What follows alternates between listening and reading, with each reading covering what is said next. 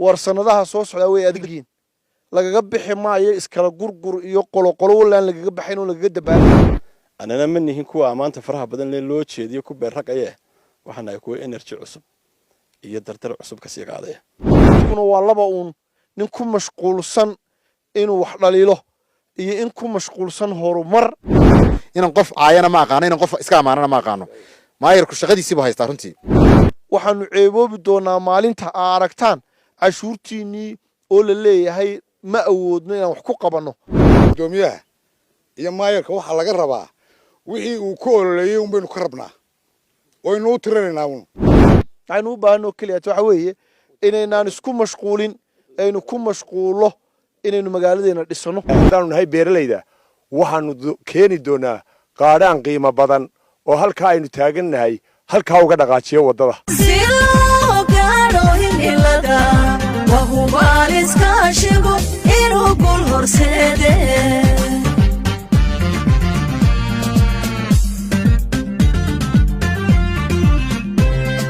baldayay hargeysaba anankayo bilicdiyo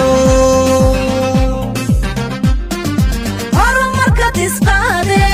agarbaxa hoggaankiyo lagu helay iskaashiga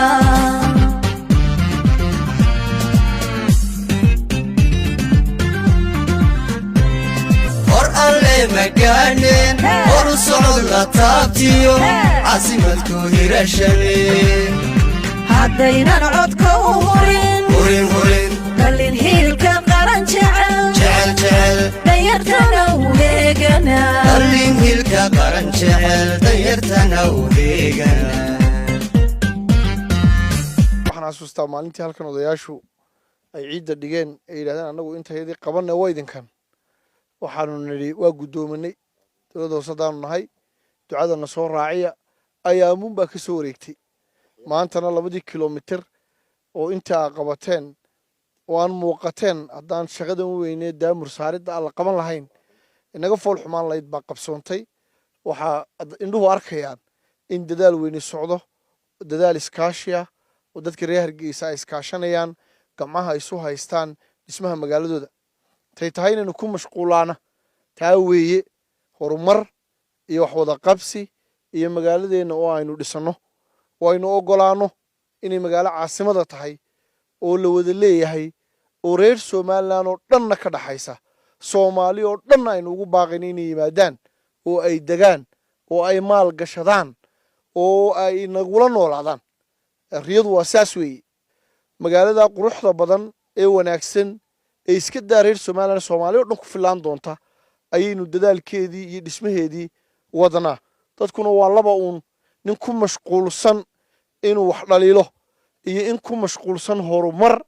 iyo halka la joogo in laga dhaqaaqo oo la tago meel inoo calaamadsan oo meel aad u fog ah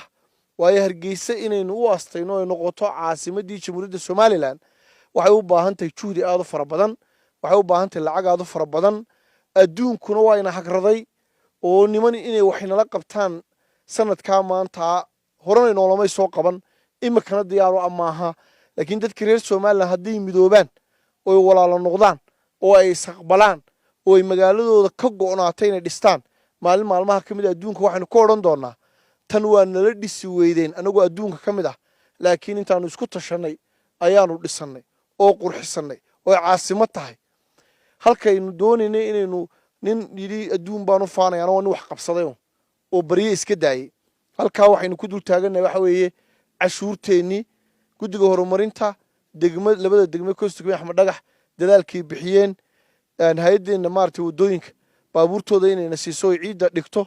in dawladeeni hoose daamurkii saarto marka la isu geegeeyo waa cashuurteeni weey wax lagu faano weey wadadan lagu qori maayo boor leeyahay hiblaya maal gelisay ummadda dhisatay ummadda iskale xoogeeda iyo cashuurteeda iyo garashadeeda iyo aqoonteeda ayay ku dhisatay aynu u baahno kaliya waxa weeye inaynaan isku mashquulin aynu ku mashquulo inaynu magaaladeena dhisano oo dalkeena dhisano reer Soomaaliland waxaan halkan fariin uga darayaa warsanadaha soo socda way adigin lagaga bixi maayo iskala gurgur iyo qolo walaan lagaga baxayn oo lagaga dabaalanay midnimo iyo walaalnimo iyo wada jir iyo wada lahaansho ayaa wakhtiga adag lagu wajihi karaya dad goba baynu ahaynoo saa u noolaa saasaynu u noolaanaynaa saasaynu ahaanaynaa dadaalkuna waa sii soconayaa guddiga horumarinta degmada Axmed Dhagax iyo 31 Mayna intan kuma eka hawlu waa inoo taala alla maxaa wada inoo qabiya maxaa wadayna sugayso qabiyayna sugaysa idina waa idinku intiin annagana waa nagu intayada waxaanu ceeboobi doonaa maalinta aragtaan cashuurtiinii oo la leeyahay ma awoodno inaan wax ku qabanno labadii sanad iyo 8 bilood 7 bilood tagina waa guulaysanay inta noo hadhayna guulistaba jooga bay noqonaysaa kan naga dambeeyana xalxidhaalo weyn baa u ooli doona oo reer Hargeysa lama hor iman karo maamul annaga naga dambeeya Hargeysa isma bixinayso waxaan u mahadnaqayaa guddida xaafadda ee halkan muddada dheer ka soo shaqaynaysay tacabka badan ee soo taagnaa 2 sanadood wax ku dhow ama sanad iyo bar baan oran karaa sanadkii 2020 dhammaantiis sanadkan bisha ka galay dadaal fara badan oo aan runtii ka had lahayn oo ka nasasho lahayn oo qorshihiisa wata oo mar walba dareenkiisa wadaniyadeed wata ayaa nimanka dhalinyaradii ku soo dadaaleen amba xaafadda labada xaafadood 31 Mayna iyo Axmed Dhagax halkan waxa ay markii koowaad dhul xidhan oo deerarka iyo sasaska iyo garanwaagu xidhay dhul marnaba aanay ka muuqanin inuu sidan oo kale inay noqon doonto mustaqbalka laakiin bulshadu marka ay leedahay hadaf ay wax u muuqdaan waxa u muuqanaya mustaqbalka quruxda iyo halka loo socdo iyo higsiga ay gaarayso halkaasaanu runtii la aragnay soo jeedinta koowaad iyo taladana iyaga lahaa annana markii aanu ku qanacnay maamulahan waxaanu la garab istaagnay xoogii dawladda hoose oo dhammaantiin maalmaha qaar halkan aan iskugu keenay waa ogeydeen deerar fara badan oo halkan laga duminayo degmada Axmed Dhagax u sii badnaatay 31 May kilibadii way duuban yihiin maalinta dadku inay nala yaabanayo laha warhantida ummadda maxaa u burburinaysaan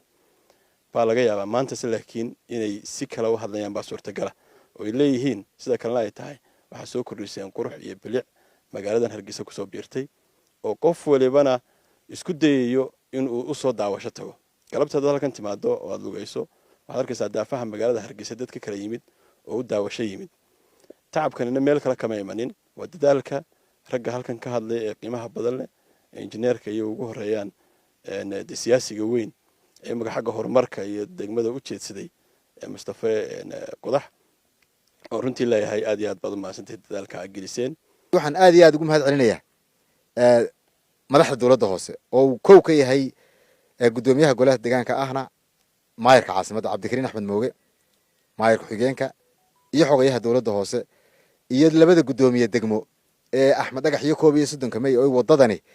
dhexdooda marto wadada kala qaybsan labada degmatay oo runtii iyaguna labadaba ka qayb qaatay oo markana hawsha wadnay nala shaqeyn jiray wixii naga hor yimaadeen dawladnimo u baahan qaban jiray banayn jiray wadada iyagana aad baan runtii ugu mahad celinaya waxaan hogaanka dawladda hoose ee cusub ee labada sano ku dhawaadka imika xilka hayay ku amaanaya runtii inay dad xilkasa oo inay wax qabtaan hayntooda iyo cashuurtay helaan intay doonta ahaatee ay ka go'an tahay inay yihiin oo hagar baxay intii ay joogeen magaaladooda caasimadda ah ee runtii indhihii Soomaaliland inay u hagar baxeen siday halka waxay u qalantay inay runtii ka dhigaan dadweynaha reer Hargeysa waxaan u sheegayaa reer Soomaaliland gaar ahaan reer Hargeysa oo caasimadda runtii waynu arkaynaa horumarka badan ee ay dawladda hoose Hargeysa ka wado waxa laakiin ogaataan hadeynaan sida wadada imka aan uga qayb qaadanay iyo wadooyin ka horeeyoon kala qayb qaatay dawladda hoose annaga iyo dadka halkan taaganiba hadeynaan dawladda hoose ku kordhin xoogeena iyo aqligeena iyo lacagteenaba inaanay meel gaadheen imka qofka suuqii jooga wadadan wuxuu ka soo qabsanaya saldhigii dhexe ee magaalada Hargeysa dhinaceeda saldhigii dhexe magaalada Hargeysa dhinaceeda markaad ka soo qabsato ilaa iyo goobta aynu ku sugannahay oo ku dhawaad 6 kiiloomitir noqonaysa qofkaas wuxuu soo maraya laami dawladda hoose Hargeysa ay samaysay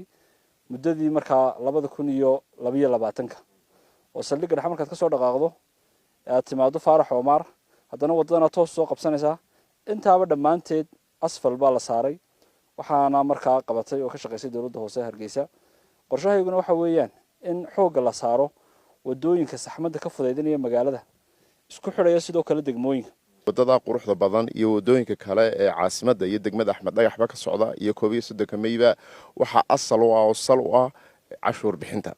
muwaadin kasta oo halkan deer ku leh dhul banaan ku leh guri dhisan ku leh waxa xujo ku ah wadada quruxda badan leh ee hormaraysa ama u dhow oo aanu muxuu ahna ku darsan cashuurtii dawladana uu jeebada ku hayo waxa ku noqonaysa xujo cad oo agtaala ifya akhraba annaguna aanu kula xisaabtami doono muwaadiniinta inta badan sida joogtada u bixiya waanu naqaanaa waanu ugu mahadnaqaynaa sida wanaagsan ee markay fariintaydu ay gaadho ay u soo bixiyaan cashuurta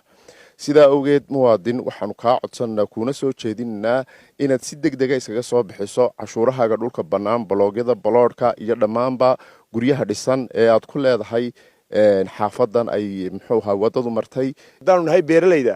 waxaanu keeni doonaa qaadhaan qiimo badan oo halkaa aynu taagannahay halkaa uga dhaqaajiyo waddada midna waan idiin sheegaya guddoomiyaha